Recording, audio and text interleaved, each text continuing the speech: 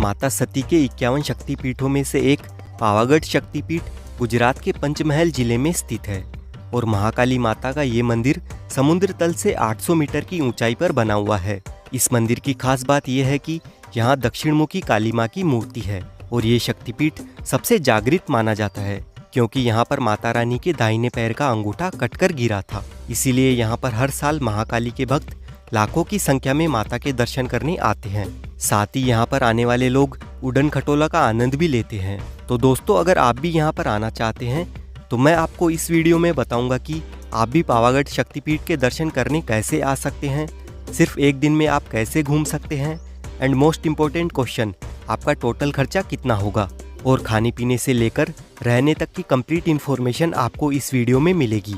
इसीलिए सबसे पहले आप महाकाली माता के नाम से कमेंट कर दीजिए और वीडियो को लाइक और चैनल को भी सब्सक्राइब कर लीजिए क्योंकि ऐसे ही टूर गाइड वीडियोस आपको इस चैनल पर देखने को मिलते रहेंगे।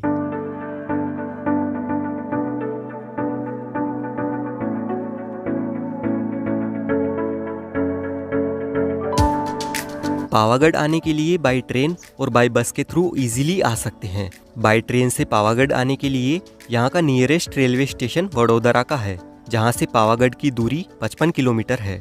वडोदरा रेलवे स्टेशन पहुँचने के बाद रेलवे स्टेशन से 5 मिनट के वॉकिंग डिस्टेंस पर बस डेपो मौजूद है।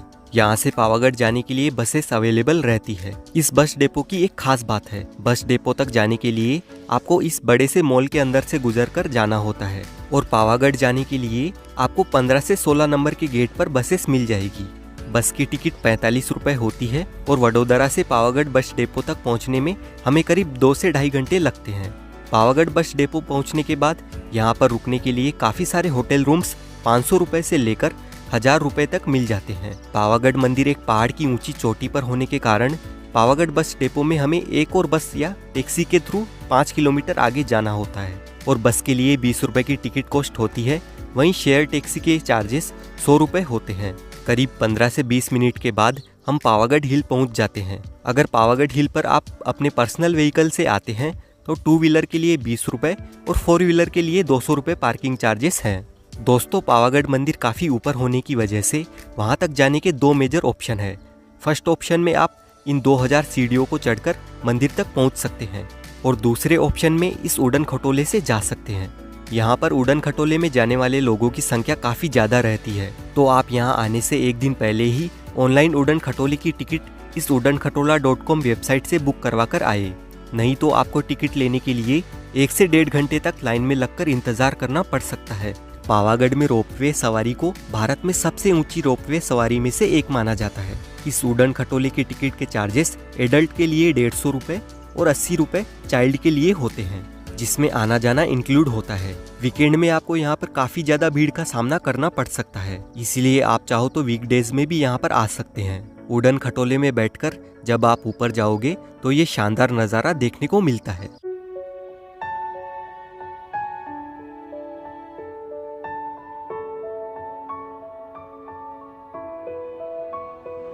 उड़न खटोले से बाहर आते ही आपको मंदिर जाने वाले रास्ते में ही मार्केट लगा हुआ दिखाई देता है, जहां से आप प्रसाद और पूजा की सामग्री खरीद सकते हैं। यहां से कुछ दूर चलने के बाद हमें ये दूधिया तालाब देखने को मिलता है, जो कि इस खूबसूरत जगह पर मौजूद है। इस तालाब की भी काफी मान्यताएं हैं और इसी तालाब के पास में मंदिर में जाने के लिए ये बड़ा सा प्रवेश द्वार स्थित है। अब यहाँ से हमें लगभग 250 सीढ़ियाँ चढ़कर माता के मंदिर तक जाना होता है।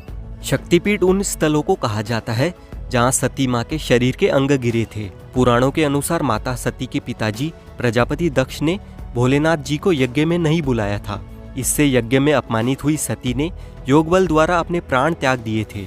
उसके बाद सती की मृत्यु में व्यथित शिवशंकर ने उनके मृत शरीर को लेकर तांडव करते हुए ब्रह्मांड में भटक रहे थे। तब विष्णु जी ने ब्रह्मांड की रक्षा हेतु अपने सुदर्शन चक्र से माता सती के टुकड़े कर दिए थे और जहाँ जहाँ माता सती के शरीर के अंग गिरे वहीं शक्तिपीठ बन गए और यहाँ पावागढ़ में माता सती के दाहिने पैर का अंगूठा गिरा था, इसलिए इस जगह का नाम भी पावागढ़ पड़ गया। इसी तरह पावागढ़ के नाम के पीछे भी एक और कहानी है। कहा जाता है कि इस दुर्गम पर्वत पर चढ़ाई लगभग असंभव काम था। चारों तरफ खाइयों से घिरे होने के कारण यहाँ हवा यानी पवन का वेग बहुत ही ज्यादा रहता था, इसलिए इसे पावागढ़ अर्थात ऐसी जगह कहा गया जहाँ पवन का वास होता है। नवरात्र के समय इस मंदिर में श्रद्धालुओं की खासी भीड़ उमड़ती है। लोगों की इस मंदिर में गहरी आस्था है। माना जाता है कि यहाँ पर दर्शन करने के बाद माँ हमारी सभी मनोकामनाएं पूरी कर देती है। इस ऊंचाई से हमें इस इलाके का ये शानदार व्यू देखने को मिलता है और यहाँ पर चलने वाली ठंडी ठंडी हवा हमारे शरीर को ताजगी से भर देती है। इस मंदिर में मुख्य रूप से हमें जगत जननी माँ के 3 रूपों के दर्शन होते हैं। पहला जो मुख्य रूप से जो पावागढ़ की आराध्य देवी है वो महाकाली है, तो बीच में उनके दर्शन होते हैं। वहीं महाकाली माता के दाईं ओर भद्रकाली और बाईं ओर बहुचरा माता के दर्शन मिलते हैं। पावागढ़ का जो पुराना मंदिर था वो 10वीं या 11वीं सदी का बना हुआ था। 15वीं सदी में इस मंदिर का शिखर तोड़ दिया गया था और इसी वजह से यहाँ पर 500 सालों तक ध्वजा नहीं लहरा पाई। लेकिन हमारे प्राइम मिनिस्टर मोदी जी ने इस मंदिर को संवारा और 500 साल बाद इस काली माँ के मंदिर में एक बार फिर से ध्वजा लहरा रही है। इस नए मंदिर का काम पिछले 2 साल में ही संपन्न हुआ है। यहाँ की एक खास बात यह भी है कि यहाँ दक्षिणमुखी काली माँ की मूर्ति है, जिसकी दक्षिणी रीति यानी तांत्रिक पूजा की जाती है। इस पहाड़ी को गुरु विश्वामित्र से भी जोड़ा जाता है।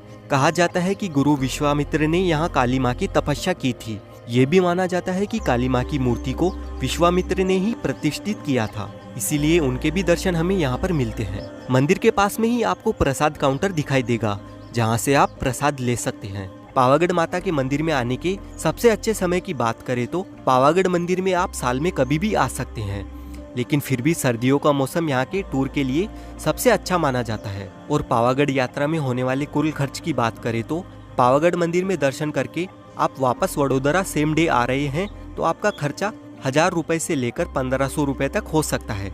अगर आप नाइट में पावागढ़ रुकते हैं तो 1000 रुपए एक्स्ट्रा लग जाते हैं। इसी के साथ हमारी पावागढ़ की ये यात्रा समाप्त हो जाती है। आई होप आपको वीडियो इन्फॉर्मेटिव लगी है। अगर आपको वीडियो अच्छा लगा है तो वीडियो को लाइक ज़रूर कीजिए और चैनल को भी सब्सक्राइब कर लीजिए। और इस वीडियो की रिगार्डिंग आपका जो भी सवाल है आप कमेंट करके पूछ सकते हैं।